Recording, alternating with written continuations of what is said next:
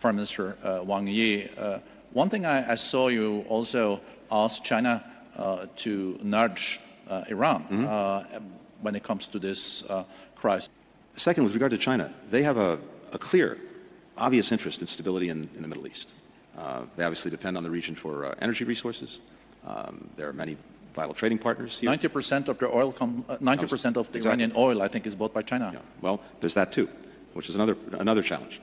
But you start with the premise that they have an interest in stability here.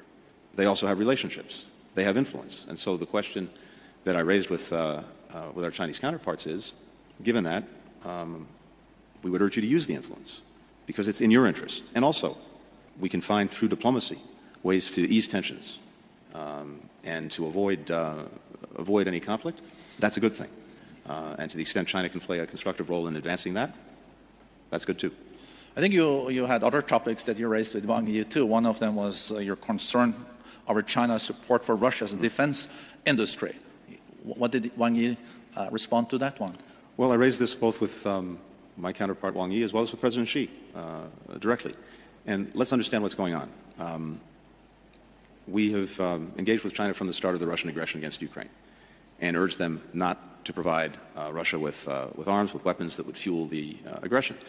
And I think it's fair to say that China has not directly supplied Russia with weapons, with missiles, with munitions. Iran is doing it.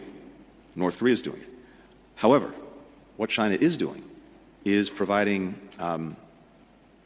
invaluable support to Russia's defense industrial base that's helping Russia deal with the massive pressure that's been exerted through sanctions, through export controls, and other measures. If you look at what Russia's done over the last year in terms of its production of munitions, missiles, tanks, and armored vehicles, it's produced them at a faster pace than at any time in its modern history, including during the Cold War as the Soviet Union. How has it been able to do that? Because it's getting massive inputs of machine tools, microelectronics, optics, mostly coming from China.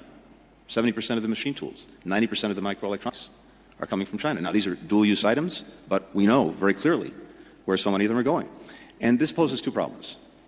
It is enabling Russia to continue the aggression against Ukraine, so it's perpetuating a war that China says it would like to see come to an end, as all of us would. But second, it's also enabling Russia to rebuild a defense industrial base that countries throughout Europe are deeply concerned will be turned against them after Ukraine is done. And so at the very time that Russia is seeking better relations with countries in Europe, it's also fueling the greatest challenge to European security since the end of the Cold War. And as I shared with my Chinese colleagues, you can't have it both ways. What was the reaction? Did they promise to then not supply 70% of the machine tools? It wouldn't be fair of me to speak for them or characterize their response. Let's see what actually happens. But you're hopeful. I'm not going to put a label on it other than to say they've heard us clearly. But I think as important, maybe more important, they're hearing this from European countries.